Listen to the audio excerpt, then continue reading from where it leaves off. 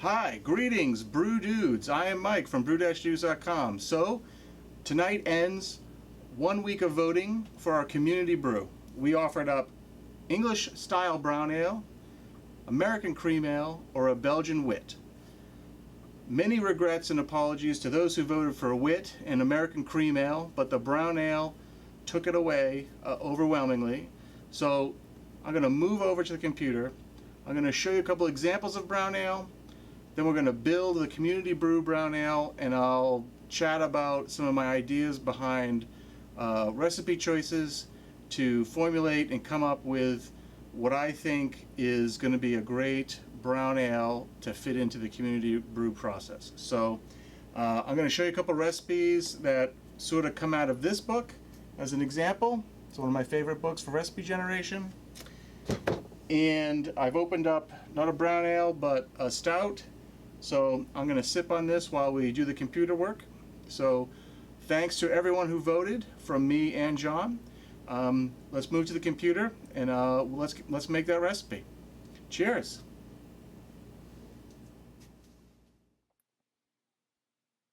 All right, everyone, here we go. This is my BeerSmith. We've done this before. We've seen this before. So let me go into my brown ale, brown stouts and porter. Let's go in here.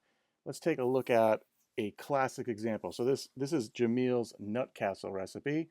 This is classically a Northern English brown. Now the BJCP, the most latest iteration of BJCP, they don't recognize, they don't really call out Northern English brown and Southern English brown separately anymore in the main styles.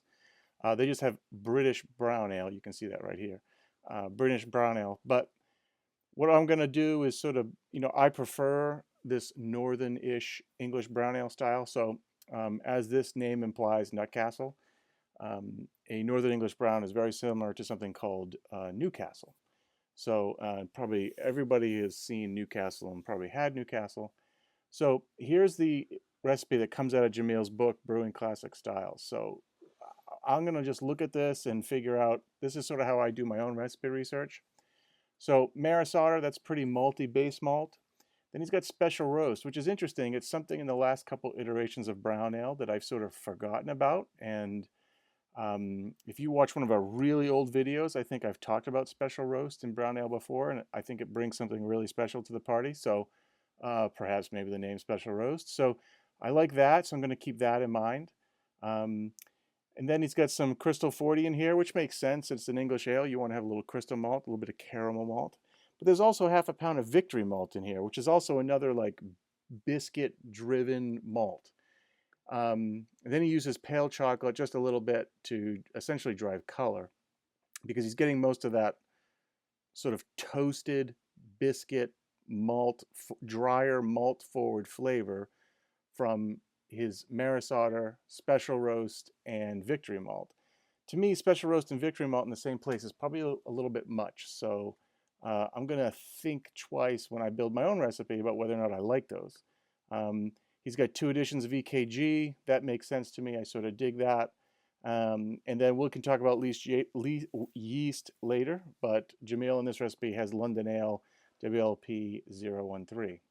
So let's go back into my recipes, and I'm going to open up.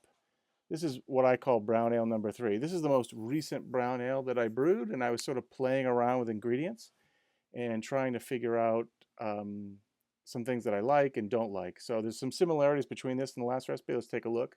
First, I'm going to take a sip of this beer. Okay, great. So here I'm using pale ale malt raw, which is a American malt, but it is a pale ale malt. So you can see it's got a higher degree of color to it, a little more roast flavor. I don't have Special Roast or like a biscuit in here, so I'm hoping to get more of that. I was hoping to get more of that flavor just from the pale ale malt. I was playing around with flaked oats. I didn't know what to expect, whether increased body or just as an adjunct to bring up the gravity a little bit. I sort of like the way it worked, but I'm not married to the idea of using flaked oats. So I'm thinking in brown ale number 4 or the Community Brew brown ale, I'm not sure if I want to add those to the recipe. Here I've been experimenting a lot based on Jamil's recipe over the years with pale chocolate. There's a lot of choices between chocolate, and when we start building our own recipe for the next iteration of brown ale, I'll touch on that a little bit more.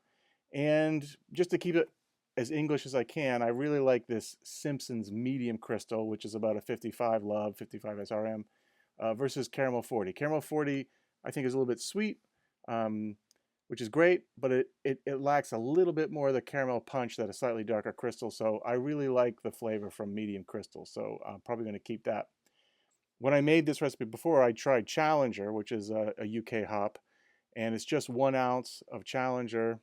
It's a higher alpha acid hop, but I didn't put any later hops in there because I just really wanted the malt profile to shine and see what kind of caramel and toast notes I could get from the pale chocolate in the crystal. And I also want to try a new yeast here, West Yorkshire, and to be honest with you, I didn't like it, so I will not recommend carrying that forward into our community brew. So let's go in here and start building a new recipe. So back to this folder, add recipe, and let's call this Community Brew Brown. Sounds good. And my system, I do about a 6.5 gallons at the end of the boil, and I know that I'm currently running at about 70% efficiency. I've gone over this before, but I've just adjusted my batch sparge information in BeerSmith to have 0 losses so that my brewhouse efficiency and my mash efficiency is the same. I put in 70 here, even though this is brewhouse efficiency, but you'll see once we start adding malt that these numbers will equal out. And I think that that works really well for me because I don't have to think about where my brewhouse losses are. But I've talked about that before, and we can talk about it again another time. So let's just jump in here and add some grain. So you know what? Maris Otter is great, but it's a little bit intense, I think, when paired with something like a biscuit, a victory, or a special roast. And I know that I want to come back to special roast, so let's add in, so rather than go full malty with the Maris Otter, I think that Golden Promise, which has about 2 SRM versus 3.5 to 4 of a Maris Otter, that's a pretty good malt. I really like this malt. So we're going to go with that, but I'm going to build back in some of the malty flavors with the other malts. So I want to do some special roast. So let's see, special roast. Now this special roast is specifically from Briess. That's where it comes from. It's a US malt. I know it's not a UK malt, but it's like just something different about it versus normal Victory or biscuit malt. So we're going to try it here because I really like it. So let's do that. And what did I say? So I want some medium crystal. So medium crystal, there it is, boom. And we'll add that. Actually, I don't need to keep closing that window. And then the last ingredient that I want here, let's talk about one of my favorite and most maligned ingredients. I think this is one of the most confusing ingredients out there. So when I make a stout and I want to put some chocolate malt in it, I love using US chocolate malts. So let me just organize this. Here's these US malts. You'll see that most of these US malts are about 350 love, right? Which is interesting because they're a little bit nuttier and a little less toastier. This dark 6 row, that's interesting. That's about 420. But if you see recipes from the UK, there's such a huge range of colors. This one's even 630. That's like Black Patent is like 550. That is super dark. I wouldn't even call that chocolate malt. That is like porter stout type roasted barley. You got some 450s, 500s, a 508. That's kind of interesting. Here's pale chocolate. So several brown ales, I've thrown pale chocolate in there. Pale chocolate is one of the only malts that has this 220-ish color range. I think tonight I'm just going to go with a straightforward chocolate malt from the UK at about 450 love. And I'll tell you why. The reason being is I think it's classic. I think most people will be able to get it. If you want to experiment with pale chocolate, I really recommend that you give it a go because it has a unique taste. It's not super malty, but it's got a lot of nuttiness to it. And I would say go all the way up to a pound to 3/4 of a pound. You just got to keep color in mind when you're playing around with adding more and more of that malt. So let's see here. So we got our base malt, our medium crystal, chocolate malt, and special roast. So those are our 4 malts. And you see that I didn't bother to put the numbers in here. I just like to get the ingredients in, and now I'm going to start increasing the amount until I start feeling like I'm getting to a gravity that I want to get at. So let's just start bumping this up, and we can go faster. So usually when I build a recipe, I just right away jump in and say, okay, 10 pounds. I know that puts me in this kind of ballpark. So there's 10 pounds of that.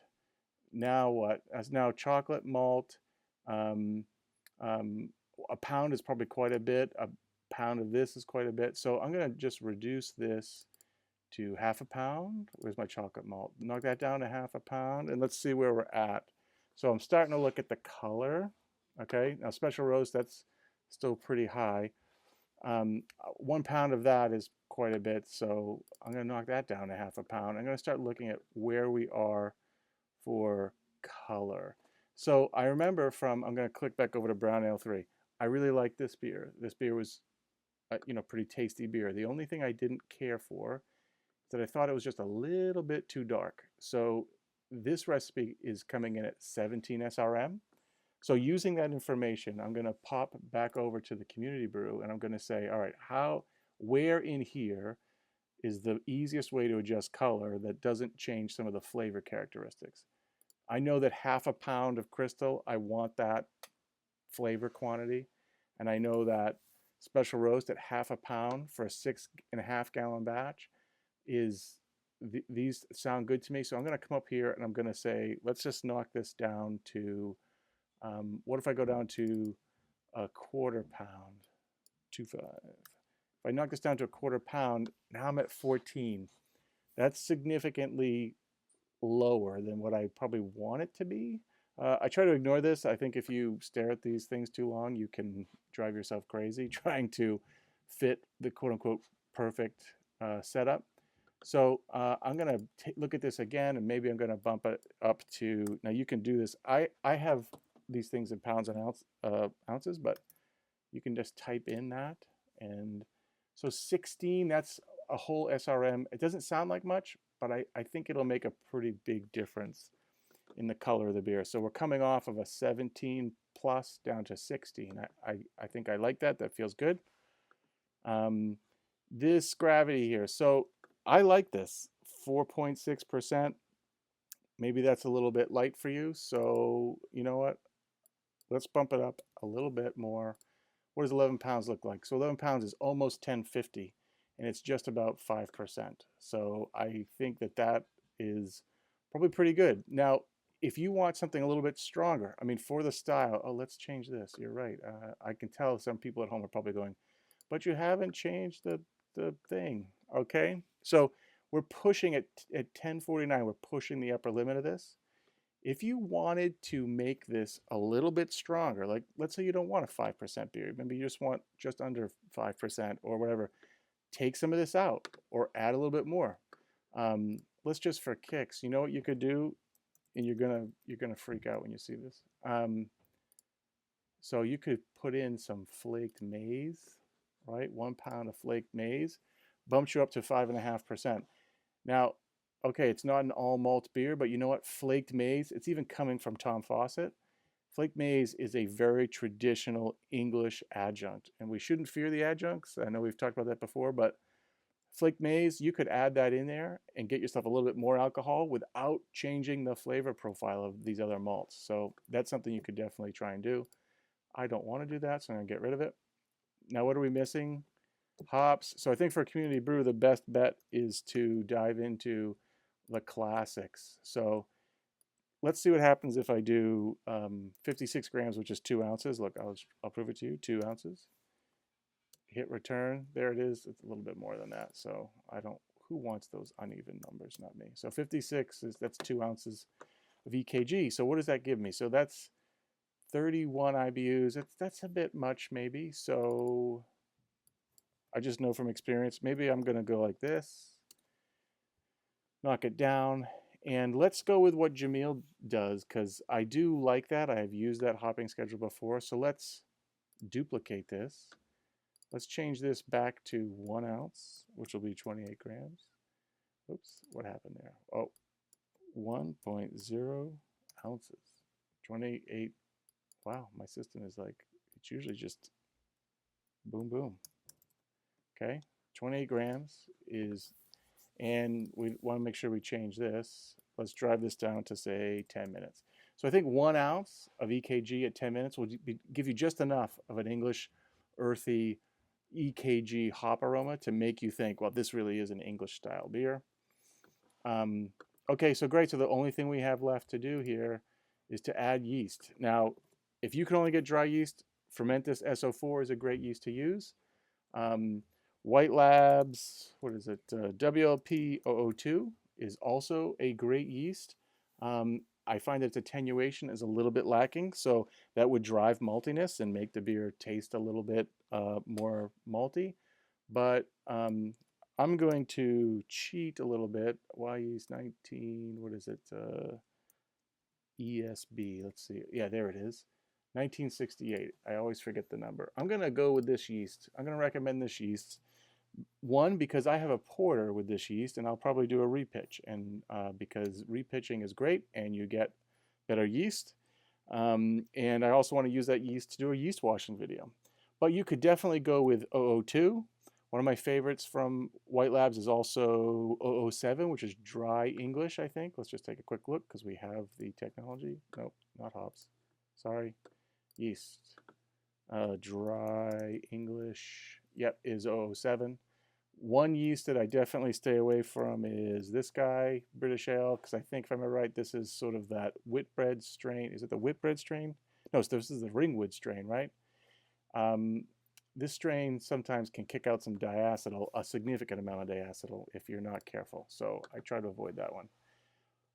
So this looks pretty good to me. We've selected brown ale so we can sort of see where our character is. I know for every beer I make, I got to get to at least 30 IBUs for some, whether it's with my water or with my system. I just like to at least get to 30. So I feel good about that. The color's a little bit lighter than what we had before. So that's good. Let's see what else. Just under 5% in alcohol. I love that. And then for mashing, I'm going to recommend 152. That's right middle of the road, and it feels good. It's going to work out great. So I've brewed recipes very similar to this before. I think this is going to make a great community brown ale. And so there you have it. I mean, I think that's your community brew brown ale. Now, just for the people who wanted to see or would rather brew in English, an American brown ale. So what is the difference between English and American? Well, American brown ales tend to be a little bit darker.